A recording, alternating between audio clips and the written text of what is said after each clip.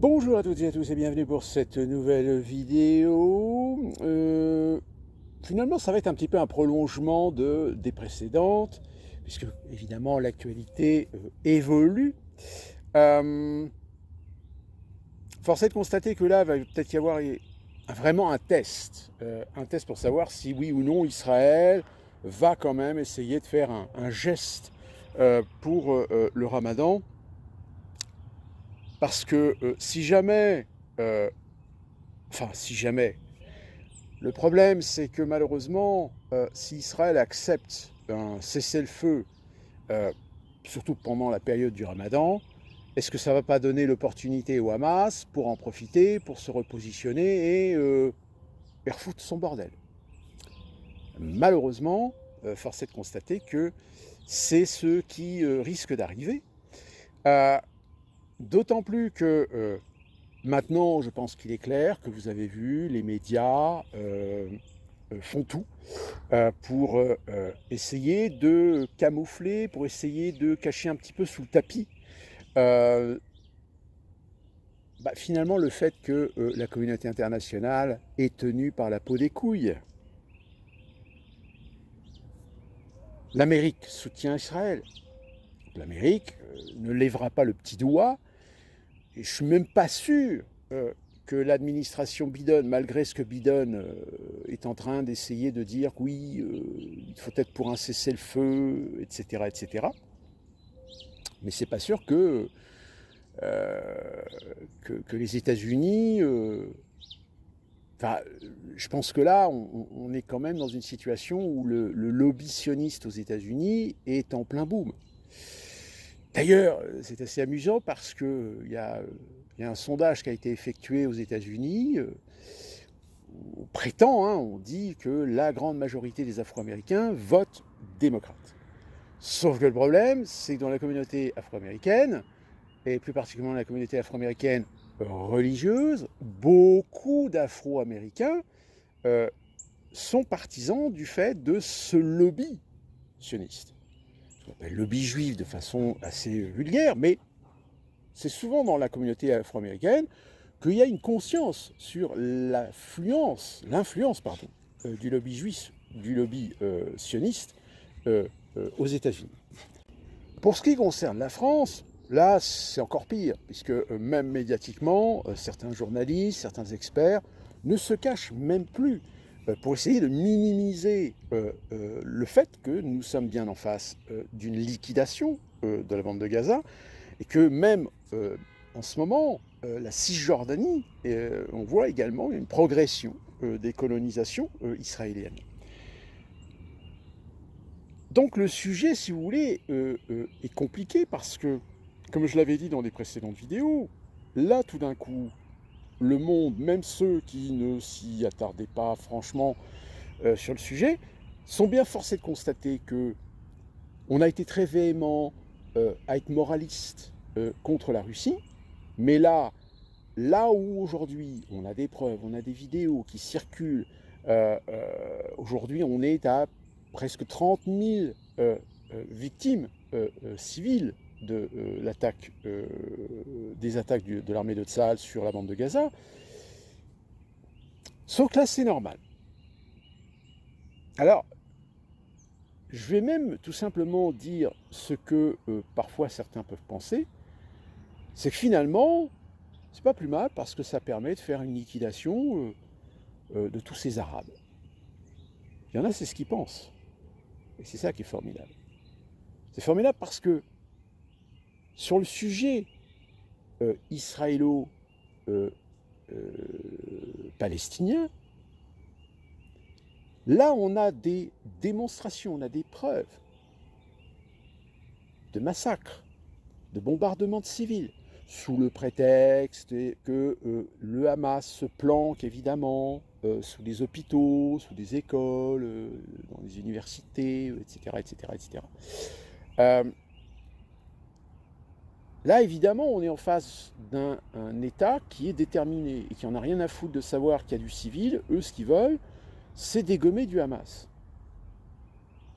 Utiliser l'argument de dégommer du Hamas pour finalement faire un génocide et pousser la communauté internationale à tout simplement récupérer le peu de réfugiés qui va rester. Et ensuite démerder à les dispatcher en Europe, etc. Puisque c'est pas aux États-Unis qu'on va les amener. Mais en France, ce qui est quand même formidable, alors à l'instant où certains s'amusent à vouloir montrer du doigt CNews comme étant la chaîne d'extrême droite, d'ailleurs, je vous invite à voir la fameuse commission qui a eu lieu, la fameuse audition qui a eu lieu sur CNews. Vous verrez, c'est d'une infantilisation, c'est d'une hypersensibilisation, à un point que vous vous dites, mais où est passé le sérieux de la République? Où est passé le sérieux? Où est passé l'objectivité? Alors oui, dans les commissions, vous avez des représentations des différents... vous avez des personnes qui sont représentatifs de l'Assemblée nationale. Donc vous avez évidemment des gens de LFI. Mais les gens de LFI, au lieu de la jouer subtile, essayer de la jouer un petit peu objective, pour mieux faire passer un petit peu leurs critiques, etc. Non, on le voit, ils sont véhéments. Ils sont véhéments, ils ont limite, ils sont pas la baffe, tu sais, ça y est, on va vous coincer, etc. Mais avec des questions à la con. Alors surtout Caron, alors lui, qui pose la question, est-ce que vous savez combien actuellement il y a de morts en Palestine? Le pauvre gars, le mec, il s'est pas précipité, il sait pas, c'est comme Caron, il joue le jeu, c'est comme si vous demandez à une personnalité que vous savez qu'il n'a jamais foutu les pieds dans une boulangerie, lui demandez c'est quoi le prix d'une baguette de pain. Évidemment qu'il ne le sait pas. Parce que vous savez qu'il ne fout pas les pieds dans une boulangerie. Donc il ne sait pas, il ne connaît pas le prix. Bon, et bien là, Caron, il a fait exactement la même chose. Il dit, oui, vous savez combien il y a de morts? Évidemment, le mec de CNews dit, non, je ne sais pas, etc. Et là, l'autre, il sort, Libération, c'est dommage, c'est en une de Libération, 30 000. Hein. Et puis vous prétendez journaliste, blablabla. Mais putain, mais ça, c'est un comportement de gamin de bac à sable. C'est pour ça, c'est encore plus grave, parce que ça confirme bien ce que je vous dis depuis maintenant quelques années. La République est morte. La République est morte. Voilà, évidemment, il y en a plein qui sont en train de se masturber parce qu'on va constitutionnaliser le droit à l'avortement. Mais je pose la question, ça sert à quoi? Vous avez le droit, vous avez des lois. Donc, j'ai envie de dire, à quoi sert la constitutionnalisation du droit à l'avortement? Vous vous souvenez pourquoi cette loi, ce projet était mis sur la table? Parce qu'aux États-Unis, la Cour suprême a remis en question le droit d'accès à l'avortement. Donc tout de suite, mon Dieu, les conservateurs, les néo-nazis, et tout ça, vite, il faut constitutionnaliser le droit à l'avortement. Alors ils sont contents, là, ça y est, ça va être bon. Le Congrès va se réunir, ils vont ratifier, et ils vont faire entrer dans la Constitution le droit à l'avortement. Mais c'est quoi la prochaine étape? La prochaine étape, ça va être quoi? Ça va être de constitutionnaliser le droit de ne pas être catalogué homme ou femme. Le droit de chacun de se considérer le lundi homme, le mardi femme, le mercredi transgenre, le jeudi bigenre, le vendredi non-genré, et le week-end, je sais pas, se prendre pour une tringle à rideau, se prendre pour Casimir. Donc vous voyez, c'est bien ce que je vous dis depuis plusieurs vidéos, c'est la déliquescence des institutions. On attaque la solidité, on attaque les piliers des institutions pour un effondrement global de l'État-nation. Parce que là, on parle des agriculteurs, mais j'ai de dire, mais est-ce que le problème aujourd'hui de l'éducation nationale est résolu? Non. Est-ce que le problème de la santé est résolu? Non. Est-ce que les problèmes de l'insécurité est résolu? Non.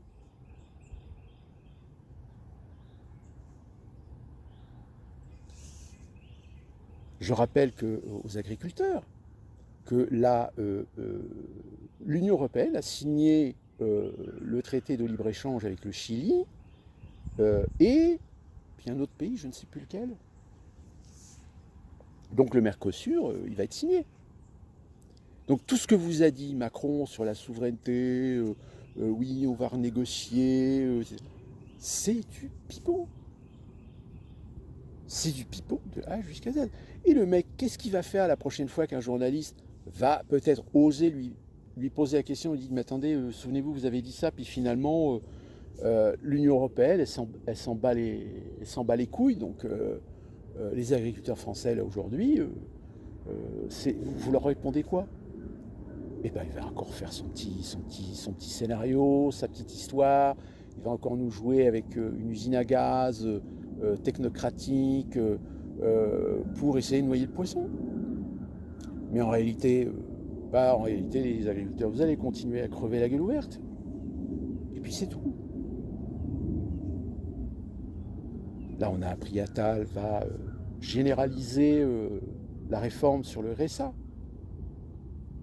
Et attendez-vous, parce que d'ici le mois de juin, mois de juillet, il relance encore un plan de réforme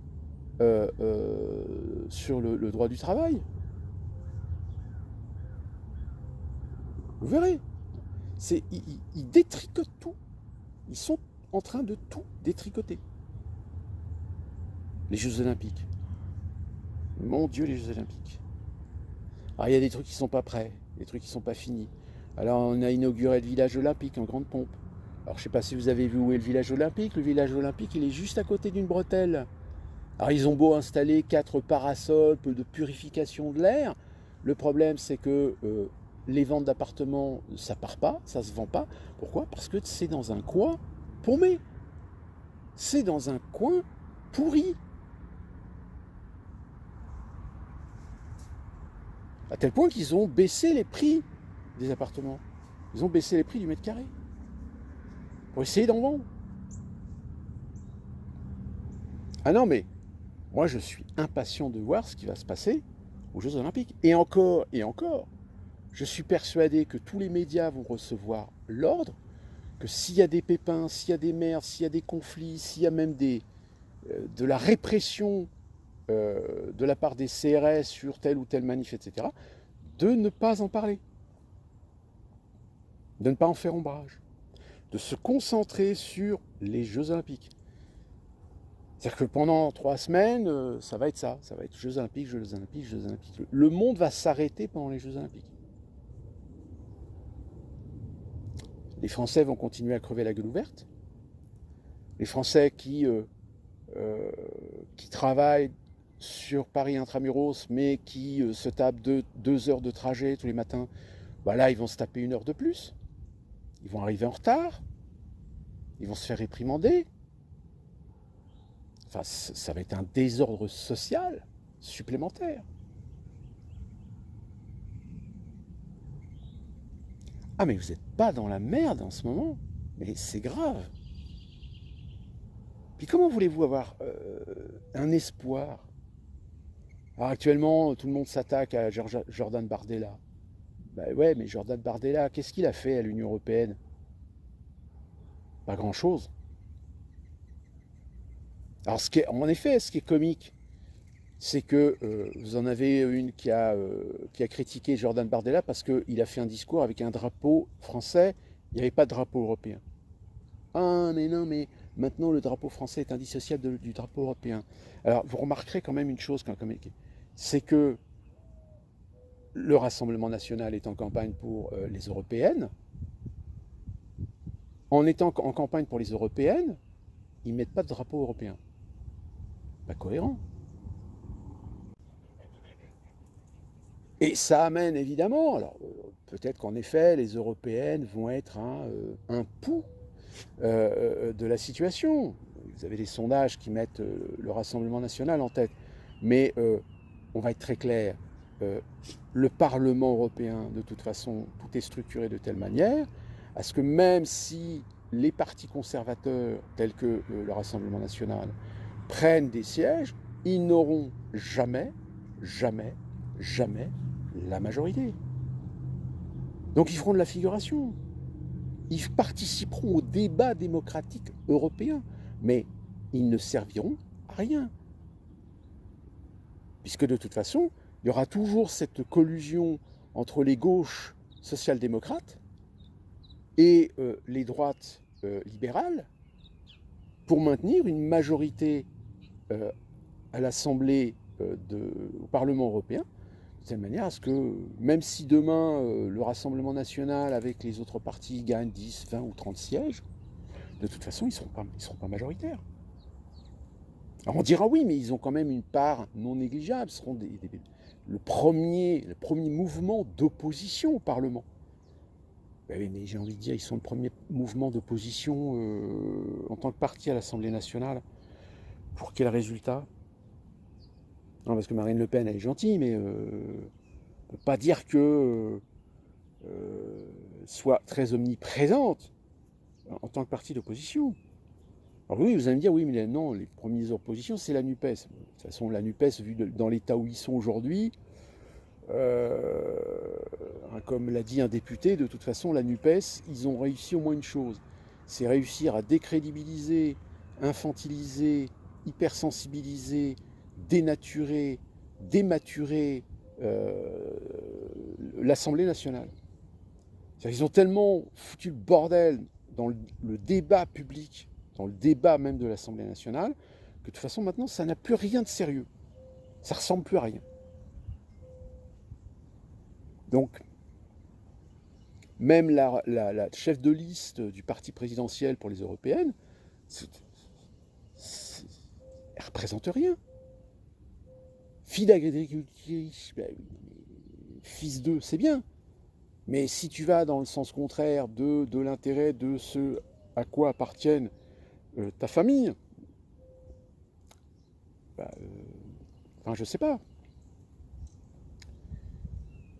Si tes parents sont des ostréiculteurs et que tu deviens ministre ou secrétaire de ministre et que tu présentes des plans pour tuer le métier de tes parents, moi j'appelle ça de la trahison. Donc quand tu mets un traître à un corps de métier à la tête d'une liste pour les européennes, bah ouais, ils n'ont aucune honte. De toute façon, et je vais terminer là-dessus, ils n'ont plus aucune honte de vous prendre pour des cons. Ils n'ont plus aucune honte à vous cracher dessus, à vous dire des salam alek, à vous mentir ouvertement, lourdement,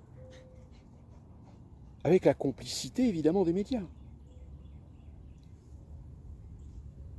Donc moi je ne sais pas pour vous, mais nous ici aux États-Unis, là c'est comique parce que hier sur les réseaux sociaux, il y en a qui ont ça y est, Nikki Haley, elle a remporté la primaire de Washington DC.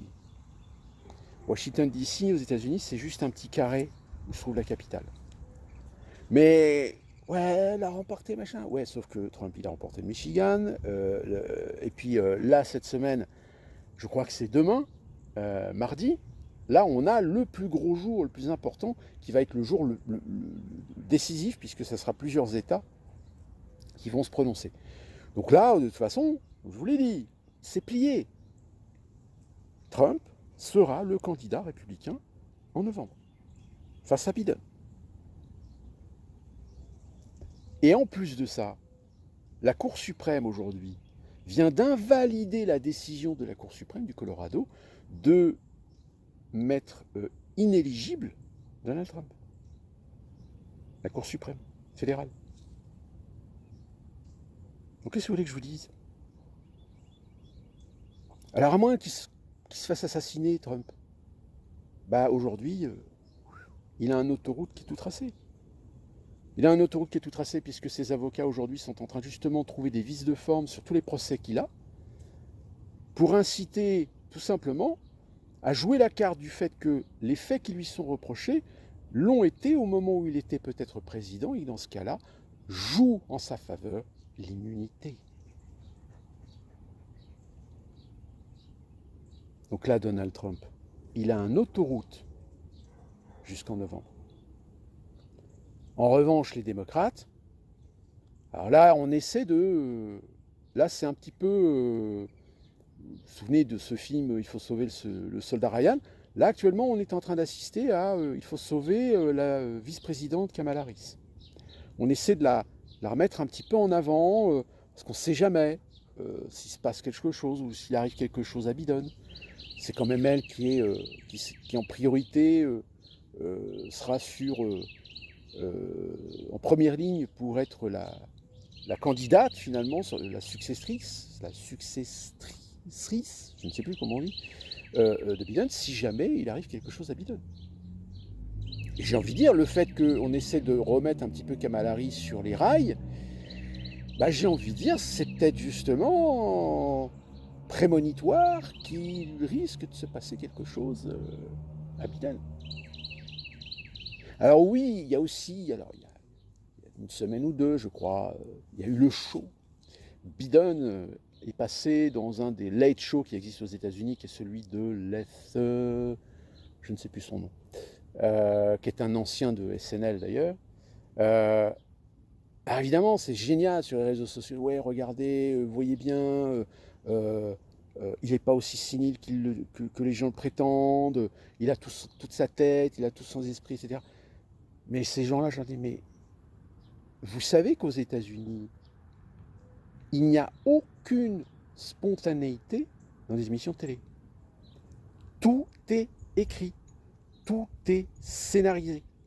Quand vous regardez un late show, que vous voyez l'invité qui arrive, l'instant où il s'assoit, l'instant où il introduit les premiers mots, les blagues,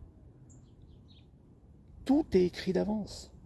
Tout est scénarisé d'avance. Et bien là, c'est pareil. C'est même pire. C'est que là, tout a été calé de telle manière à se donner justement l'illusion. Bon, sauf que là, l'illusion, elle est très vite retombée puisque Biden a rencontré la ministre italienne Meloni.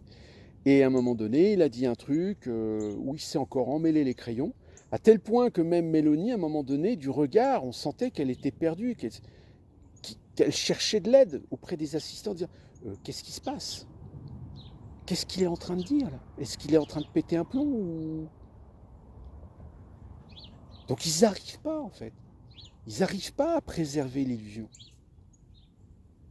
Alors je ne sais pas si vraiment ils ont l'intention de le faire réélire pour 4 ans de plus, mais de toute façon, beaucoup d'Américains aujourd'hui, allez, on va dire 80% des Américains, ne sont pas dupes. C'est pas lui qui dirige le pays, c'est l'État profond. Donc à quoi bon faire des élections présidentielles si c'est pour mettre un neuneu, un sénile à la Maison-Blanche, si tout le monde sait, ou la grande majorité des Américains savent que c'est pas Biden qui dirige le pays.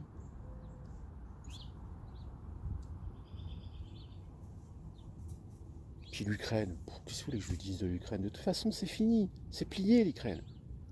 Il n'y a pas assez de moyens. T'auras beau envoyer tout l'argent, il n'y aura jamais assez d'hommes. Même l'idée stupide qu'a lancée Macron, oui, mais même, si en France on décide d'envoyer 15 000 hommes, 15 000 hommes en Ukraine dans un conflit qui est fixé, hein, c'est pas une opération comme on a fait au Mali, hein. Là c'est une situation de guerre presque limite de tranchée comme en 1916. 15 000 hommes, ça tient 15 jours. Je rappelle le potentiel militaire d'actifs en France, c'est, je crois, 214 000 hommes, en tout et pour tout, pour tous les corps d'armée. Donc qu'est-ce qu'on va faire? On va envoyer 15 000 hommes tous les 15 jours? Je rappelle quand même que la France est un des, voire le pays européen qui est aujourd'hui encore technologiquement, militairement plutôt bien positionné. C'est pas les Polonais, c'est pas les Allemands, c'est pas les Hollandais, c'est pas les Estoniens eux, pareil, eux, ils tiendraient même pas 5 jours. Donc ça n'a pas de sens. Ça aurait du sens, par contre, là, si c'est l'OTAN. Mais comme le commandement militaire de l'OTAN est détenu par les Américains, et que les Américains, de toute façon, ne foutront pas les pieds en Ukraine, eh bien, en réalité, force est de constater que tout ce blabla qu'on est en train de vous dire, Troisième Guerre mondiale, etc., tout ça, c'est fait pour vous faire peur. Parce qu'ils savent très bien que les mecs, ils n'ont pas les moyens de leurs ambitions. Ils n'ont pas les moyens matériels, ils n'ont pas les moyens financiers, ils n'ont pas les moyens humains. Donc, tout ça, c'est fait pour faire peur. Le spectre de la guerre nucléaire. C'est-à-dire que limite, vos dirigeants sont en train tout simplement d'essayer de réinstaurer une nouvelle guerre froide, une guerre froide 2.0, avec le spectre que du jour au lendemain, vous pouvez vous ramasser une bombe nucléaire sur le coin de la tronche. Voilà à quoi ça sert.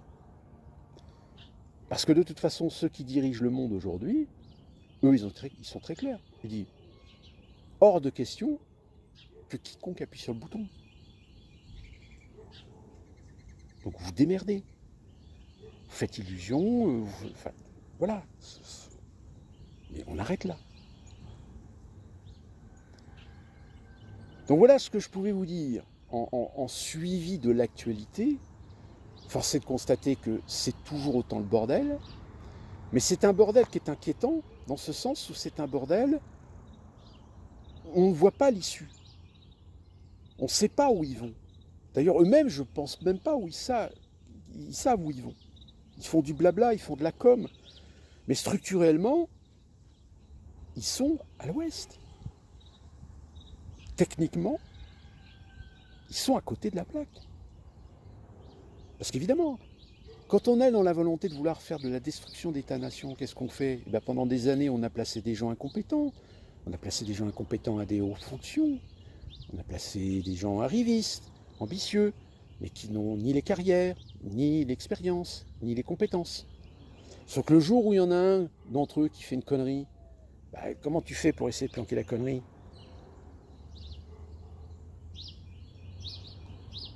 Puis là, c'est pareil, en plus, avec, ça y est, il y en a certains qui sont en train de remuer la merde. On a eu Judith Godrèche et maintenant c'est Gérard Miller. Et attendez, j'ai envie de dire, dans ces milieux-là, on voit toujours les gens par le prisme de la télévision. On se fait des idées de la personnalité, du caractère de ces gens. Sauf que ces gens-là, lorsque vous les croisez dans la réalité, alors en effet, certains sont conformes à l'idée qu'on se fait d'eux. Mais il y en a d'autres. C'est des véritables merdes. C'est des pourritures. C'est des gens qui pètent plus haut que leur cul. Et qui plus est des gens qui sont dans ces petits milieux parigots,